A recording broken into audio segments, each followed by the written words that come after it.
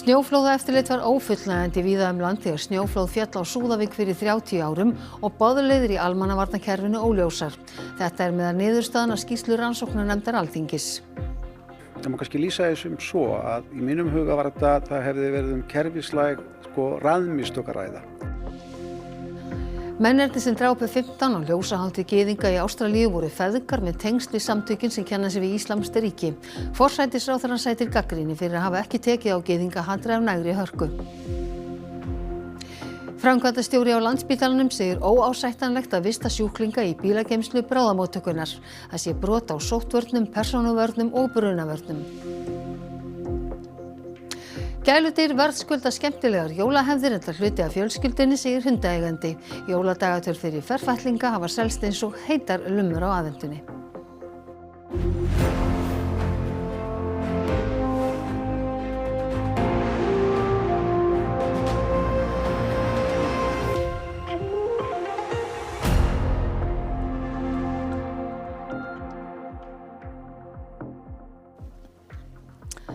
Komið sæl. Snjóflóðaeftirlit í Súðavík og víða land var ekki fullnægjandi horfi eða samkvæmt áherslum yfirvalda á þessu sviði. Þetta er meðal þess sem fram kemur í skýrslu rannsóknarnefndar Alþingis snjóflóðið í Súðavík í janúar 1995. 14 fórust í flóðinu, þar af 8 börn. Greta Sigríður Einarsdóttir fréttamaður, þú ert í Súðavík. Þarna hefur væntanlega verið vel fylgst með. Já, svo sannarlega. Það eru 30 ár liðin síðan en í hvert sinn sem þetta er rifjað upp og kafað ofan í málið aftur, rifjast náttúrulega upp gamlar minningar og ívast gömul sár. En í dag er ákveðin vendipunktur í málinu þar sem þessi rannsókn sem hefur kallað eftir í 30 ára loksins komin fram. Það var raunar bara mjög stuttu eftir snjóflóðin fyrir 30 árin sem fólk fór að kalla eftir því að það er lagst yfir hvað það var sem hafði í raun og veru gerst. Við skulum fá að sjá líta aftur í tíman 30 ár og sjá hvað fólk hafði þá málið að segja. Snjóflóð féll í Súðavík klukkan 6:25 í morgun. Tilkynning barst til lögreglu klukkan 06:29. Flóðið féll á nokkur hús og leitað er að fólki. 17 manna er saknað en slys hafa orðið. Flóðið féll klukkan 6:25 í morgun þegar flestir voru enn í fastasvefni. Flóðið féll ofan úr Súðavíkurhyrnu af miklum krafti. Það er 200 metra breitt og sennilegast nokkrir metrar á dýpt. Þetta eru fyrstu og einu myndirnar sem okkur hafa borist af snjóflóðasvæðin í Súðavík. Það sýna hreint útsagt hörmulegar aðstæður. Glöggt má sjá veðurhaminn sem geisaði í gær og geisar enn. Björgunarsveitarmenn berjast örþreyttir við nánast ómannlegar aðstæður. Skyggni var nánast ekkert. Það var ekki fyrir í morgun sem að fór að sjá hvað eyðileggingin var hrikaleg. Það var snjórinn að rúmi Önnu og í gegnum hurðina sem hún reif upp og heyrði þá í börnunum. Og þau komu skríðandi bara, eftir flóðinu inn í herbergið mín. Og þau rakaðu öll upp í rúm. Þetta er alveg rosalegt að lendi svona. Þetta er svona eins og að verða fyrir sprengingu bara. Hverju loftárás. Ríkisstjórn Íslands færi því björgunarfólki sem nú leggur svo hart að sér í Súðavík eða berst við að komast þangað þakkir þjóðarinnar. Vonir þjóðarinnar eru bundnar við þrekvirki þeirra og ótrúlegt úthald við erfiðustu aðstæður. Anna Lilja, þú varst á fundinum í dag þar sem þessi stóra skýrsla var kynnt. Hvað ber hæst? Já, það að mörgu að taka í tæplega 500 sína skýrslu, en það eru þó nokkur atriðir sem standa upp úr, til dæmis að snjóathugunum þeim var ábótavant. Og svo kannski stóra spurningin, hversna höfðu fyrirhugaðar snjóflóðavarnir ekki verið reistar? Nú í skýrslunni kemur fram að verkfræðistofan VFST, hún hafði semst gert tillögu að þeim, en svo haft eftir verkfræðingi VFST að áhugi heimamanna hafi verið fremur takmarkaður og talið þetta kostaði hreinlega of mikið. En við spurðum Finn Þór Vilhjálmsson sem héraðsdómari og formaður nefndarinnar, hversuna þessar snjóflóðavarnir hefði ekki verið reistar? Það veit ég ekki. Við gátum engan spurt að því við þessa rannsókn. Verkfræðingurinn sem að teiknaði þessa garða gaf skýrslu hjá okkur en og hann vissi ekki meira það eins og ég fór yfir hérna á hann. Og meira vitum við sjálfsögur ekki það. Ég reyndi að varpa svona ljós á það frá ýmsum hliðum á hann en það ekki að fullu ljóst eftir þessa rannsókn hvers vegna þeir risu ekki. En Anna Lilja, verið að viðurkenna að mistök hafi átt sér stað? Já, skýrsluhöfundar vildu nú ekki kveða svo fast að orði, en það kemur ýmislegt fram í þessari skýrslu. Eins og það sem við nefndum áðan að snjóathugunum var ábótavant og þessi takmarkaði áhugi á snjóflóðavörnum. Nú, svo það hlutverk almannavarnanefndar Súðavíkur, en það virðist sem það hafi ekki alveg legið ljóst fyrir, hver átti að taka ákvörðun aðgerði þessa örlagaríku nótt og þennan morgun. En Finnur, hann vildi ekki kveða úr það, hversu mikil áhrif það hafi haft á endanum. Þetta og kannski ýmis fleiri atriði svona vörpu ljós og það að svona boðleiðir og réttur ganga mála hafi ekki alveg verið á hreinu. Hvaða þýðingu það hafi síðan mjög erfitt að fullyrða og það gerum við ekki. En það torveldar svolítið ykkar vinnu að það langt liðið og það ekki allt þetta fólk á lífi. Nákvæmlega, það alveg hárrétt. Það bara tímans rás, þá gerist þetta. Og eins og ég gat áðan almennt og svo nefndi ég svona þegar tilefnið var til tiltekið fólk að þá eru ansi margir og ekki bara þau sem var sérstaklega minnst á hér áðan sem eru fallin frá og ekki til frásagnar neitt sem þarna átti sér stað og það hafði alveg sín áhrif á þessa rannsókn. En Anna Lilja, á fundinum í dag sem var haldinn þarna í smiðju Alþingis þá voru fleiri heldur en bara fjölmiðlafólk. Já, það rétt. Þarna voru systkini sem voru búsett í Súðavík þessa örlagaríku nótt og morgun og annað þeirra mistu nú þarna ungt barn og það eru ennþá margar spurningar. Já, kannski ekki einmitt síst hjá þeim sem mistu ástvini í flóðinu en við ræddum við þau skulum heyra hvernig þeim leið eftir að hafa fengið þessa kynningu. Ég hef reynt að vera ekki að einbeita mér að einhverjum ákveðnum einstaklingum og sem bæru ábyrgð en það augljóst að þau gátu ekki unnið saman sem var sem sagt niðurstaðan svo að enginn á hættusvæði voru látin vita. Og þarna að vísa til almannavarnanefndar Súðavíkur. Já, ég að gera það. En var verið að viðurkenna mistök hefði átt sér stað? Ég heyrði það vel í gegnum þessa skýrslu. Ertu sammála því, Ómar? Já, það má kannski lýsa þessum svo að í mínum huga var það hefði verið kerfislæg raðmistök að ræða og ekki einum áfanga í þessu ferli. Það alveg að rekja það bara í rauninni til undanfarans. Það að segja ráðuneytið, hvernig það stóð að skipulagsmálum, verður fyrir miklu þrýstingi að sveitarfélögum, það lætur undan og það dálítið svona þetta svona kerfislægar röð mistaka sem enda þarna í snjóflóði 16. janúar. Ég ánægður með þessa skýrslu, en þessu ekki lokið. Nú tekur næsta skrefið, það að Alþingi fjalli þessa skýrslu og komið með eitthvað niðurstöðu þaðan. En skýrslan tiltölulega mínu viti afdráttarlaus, að þeir sem höfðu verið að gera athugasemdir, þeir sem mistu og aðstendur, þeir höfðu rétt fyrir sér. Hér í Súðavík búa ennþá margir sem að muna eftir slysinu þó alltaf sé lengri tími að líða en fólk sem að bjó í húsum sem var kannski á hættusvæði komst ekki að því fyrir eftir á, misti síðan fólk í slysinu, fólk hefur velt fyrir sér hvað það var sem að brást og eins og kannski þessi rannsóknar skýrsla sýnir þá var það ekki bara eitt heldur margt. Við fylgdumst með heima í stofu hjá einum súðvíkingi sem að man þessa tíma og allt og vel og við fengum að heyra hvernig henni leiði að hlusta á þessa yfirferð rannsóknarnefndarinnar.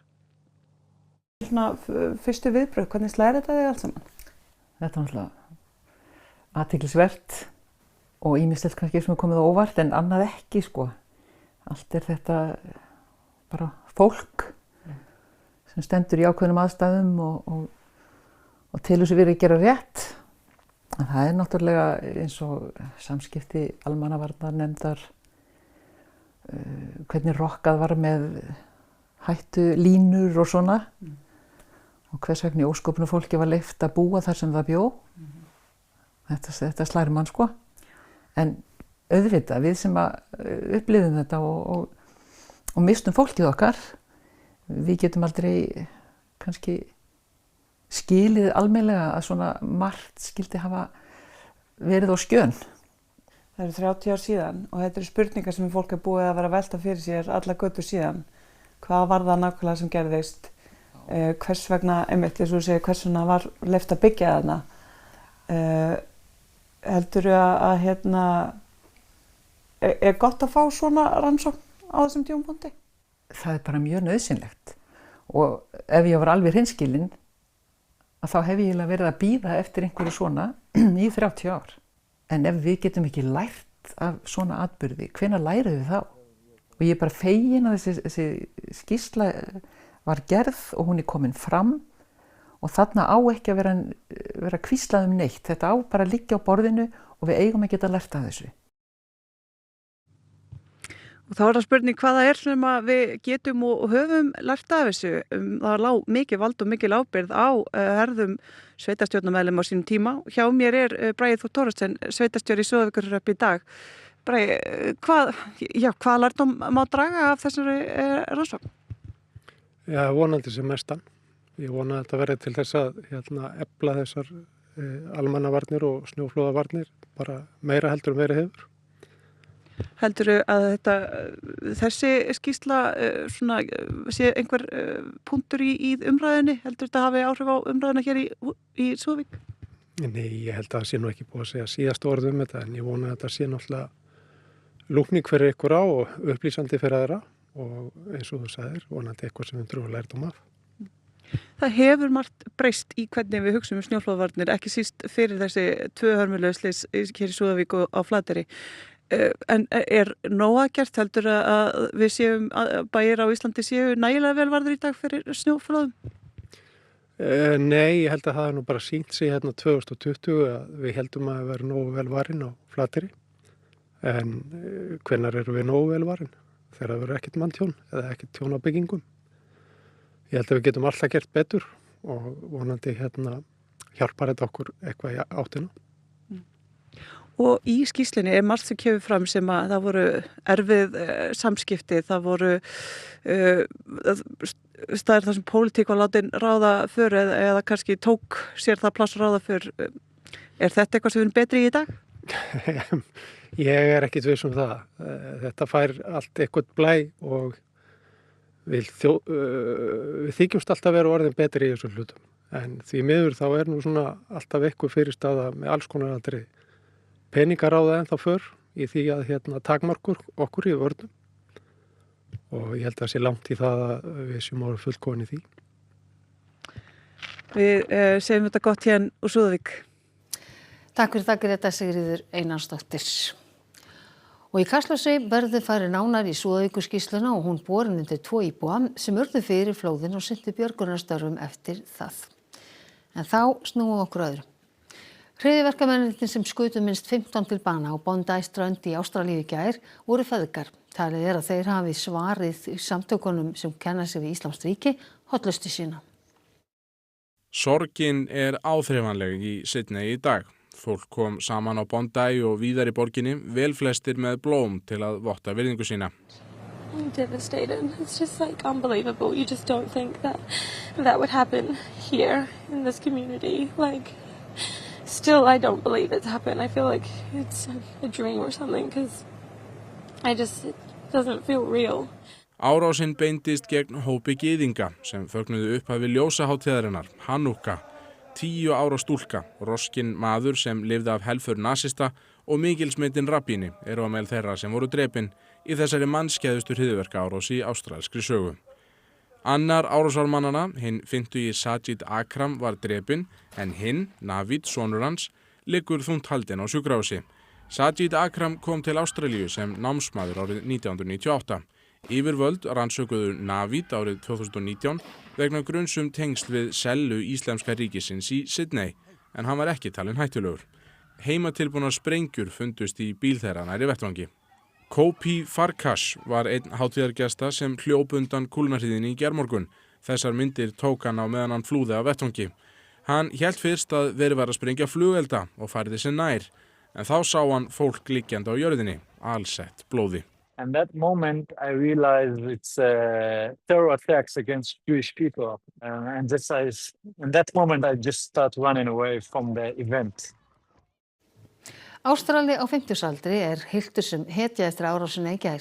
Ahmed Al-Ahmed réðst á öðrum byssumanninum og afvopnaði hann.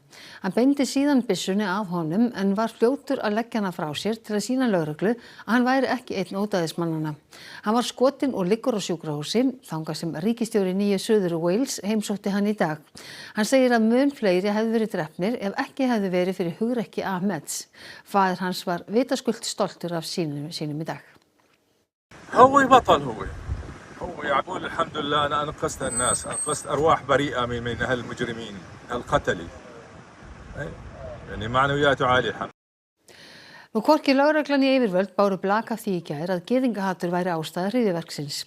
Framámenn í samfélagi gyðinga í Ástralíu segja margir að alríkisstjórn landsins hafi brugðist gyðingum með því að taka ekki á gyðingahatri af nægilegri festu.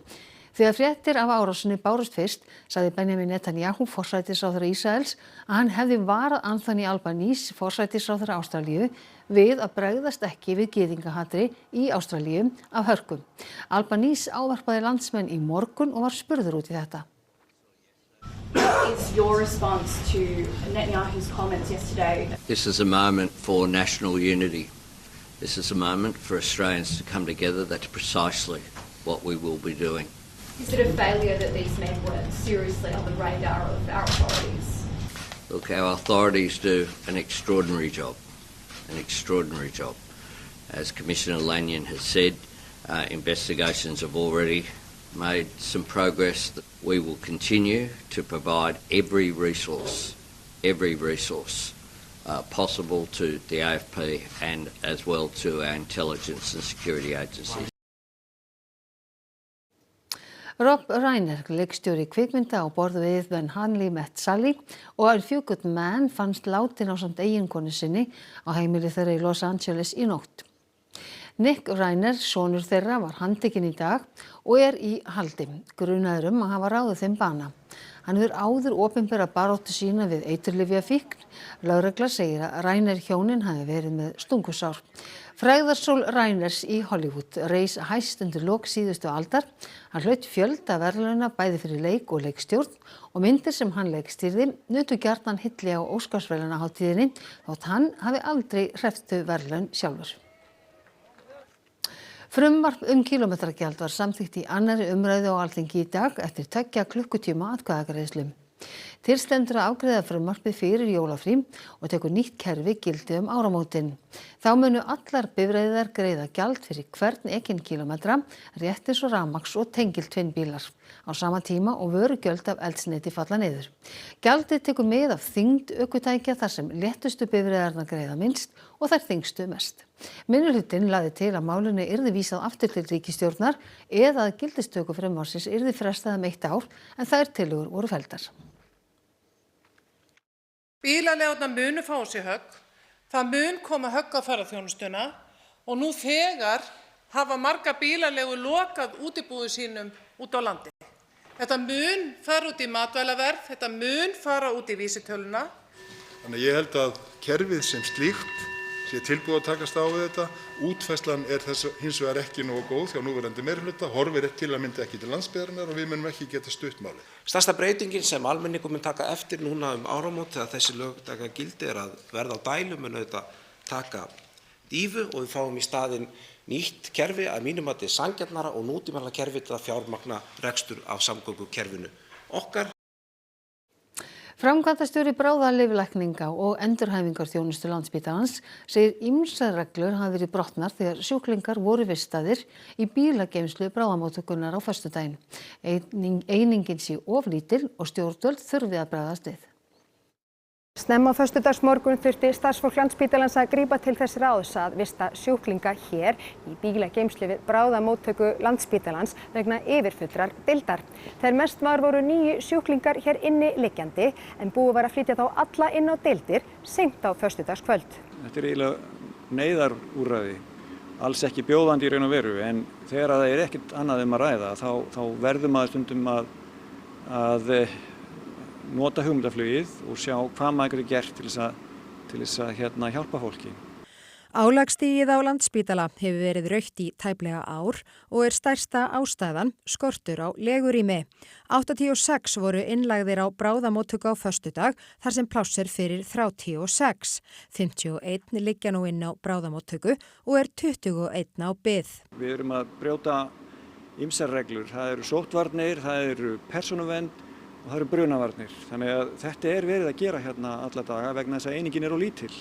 Í opinberu bréfi sem stjórn félags bráðalækna sendi velferðarnefnd Alþingis kemur fram að staðan á bráðamóttökunni feli í sér kerfisbundin brot á mannréttindum sjúklinga, réttindum þeirra til mannlegra reisnar, persónuverndar og næðis. Félagið líti ekki á bílskúrslausnina sem einstaka frávik á tímum inflúensu faraldurs, heldur langvarandi kerfisbundin vanda sem stjórnvöld verði að axla ábyrgð á. Til stendur að reisa matsdeild við bráðamóttökuna með 20 viðbótar legurýmum sem á að minnka álag og bæta aðstæður. Opnun hefur verið frestað einu sinni vegna tafa á framkvæmdinni en fyrirhugað er að deildin opnum mitt næsta ár. Ekki er gert ráð fyrir auknu fé til spítalans til reksturs hennar í fjárlagafrumvarpi. Rapp segir að stjórnvöld þurfi að bregðast við. Það er auðvitað stóra spurningin því að það er auðvitað þannig að þetta verður ekki bara gripið úr lausu lofti að reka svona einingu. Í skriflegu svari frá heilbrigðisráðuneytinu segir að þó að féð sé ekki eyrnamerkt í fjárlögum næsta árs þýðir það ekki að rekstur matsdeildarinnar sé ekki tryggður. Gert verið ráð fyrir kostnaðinum í fjárveitingum ráðuneytisins til spítalans. Gróft kostnaðamat sé 1 milljarður á ári. Jóladagatöl fyrir gæludýr njóta vaxandi vinsælda og hafa víða selst upp. Dýrin eru hluti af fjölskyldunni og verðskulda skemmtilegar jólahefðir eins og börnin, segir dýraeigandi. Dogs love Christmas too, just like me and you. No, they don't go shopping or hang up a stocking, but there's lots of things they do. Úrvalið af jólavörum fyrir gæludýr eykst ár frá ári. Það er hægt að fá jólaföt, sérstakann jólamat og jólaleikföng. En það sem hefur notið einna mestra vinsælda eru sérstöku jóladagatöl fyrir dýrin, fyrir hunda og ketti. En það er líka hægt að fá sérstöku dagatöl fyrir nagdýr. Það er bara eins og með börnin. Þau fá jóladagatöl. Þurfum alltaf í dýrabæ í nóvember til að vera vissum að fá dagatöl fyrir þeir, því það seljast alltaf upp. En hvernig bregðastu við þegar þú dregur þetta fram? Það er mikið spenna, eins og sést, en finnst þetta mjög skemmtilegt.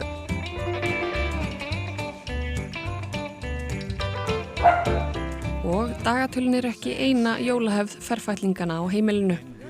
Við kaupum jólapeysur og það eru alltaf jólagöngutúrar á aðfangadagmorgun og jóladag. Það er alltaf svona vist í kringu sem maður þarf að vera með. Þú veist, þetta er hluti af fjölskyldinu og þeir eiga náttúrulega að fá bara sitt eins og við. Þú veist, þeir eiga að finna, auðvitað náttúrulega muna þetta ekki ár frá ári en þeim finnst þetta skemmtilegt og maður sér það. Þau vita þegar ég tek frá dagatölinu og það er eitthvað skemmtilegt að gerast. Og þetta er náttúrulega bara hátíð fyrir alla og þau líka. Sjá þess að ég var að sýna hvað eru crazy. Gjörðu svo. Bara að leita. Þá er þetta búið. Það er að fara fram að éta upp afgangan og þá er þetta búið. Allir vinir. Bergsteinn, það er silfrið í kvöld og hverju verða hjá þér núna? Já, það styttist í þinghlé vegna jóla og þetta er jafnframt síðasti þáttur Silfursins á þessu ári og okkur þótti því upplagt að fá til okkar formenn allra flokka á þingi og taka stöðuna í hálfleik ef svo má segja. Þau eru undirbúið sig fyrir þáttinn og ég held að sé óhætt að lofa lifandi umræðu hér beint á eftir Kastljósi á eftir. Takk fyrir það Bergsteinn, við vinsum að sjálfsögðu ekki af silfrinum en við ætlum hins vegar að líta núna til veðurs. Á morgun verður fremur hæg breytileg vindátt, víða bjart veður og þurrt en stöku él við suðurströndina og á Annesjum norðan til. Frost víðast að 10 stigum, vaxandi austanátt annað kvöld, sunnan og vestan til, það þykknar upp og hlýnar heldur. En við förum nánar yfir veðurhorfur að loknum íþróttafréttum. 16 liða úrslit bikarkeppni karla í körfubolta klárast í kvöld með sannkölluðum granna slag, en Stjarnan og Álftanes eigast þá við. Grindavík, KR, Keflavík og Tindastóll tryggðu sér sæti í 8 liða úrslitunum í gær. Norski markvörðurinn Katrine Lunde spilaði sinn síðasta leik á stórmóti í handbolta í gær þegar Noregur varð heimsmeistari.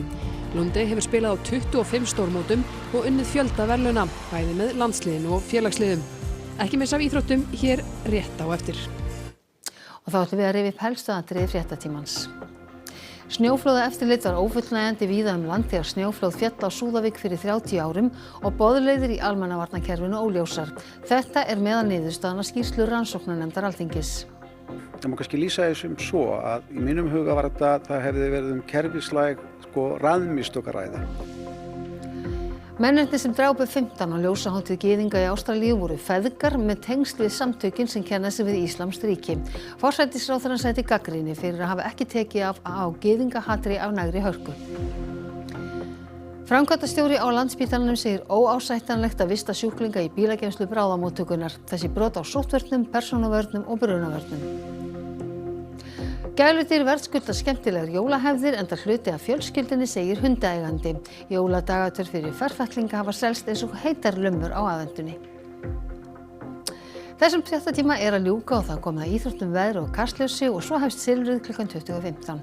Næstu fréttir eru í útvarpinu klukkan 10 í kvöld. Nýjustu fréttir má alltaf finna inn á RÚV.is og svo má alltaf senda okkur ábendingar á fréttir hjá RÚV.is.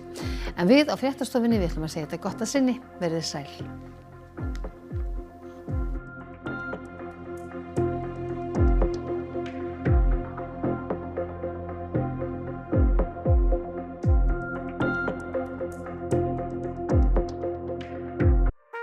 Á RÚV í kvöld. Silfrið. Sigríður Hagalín Björnsdóttir, Valgeir Örn Ragnarsson og Bergsteinn Sigurðsson kryfja með gestum sínum atburði líðandi stundar og pólitískt landslag hverju sinni. Fyrstur og fremstur.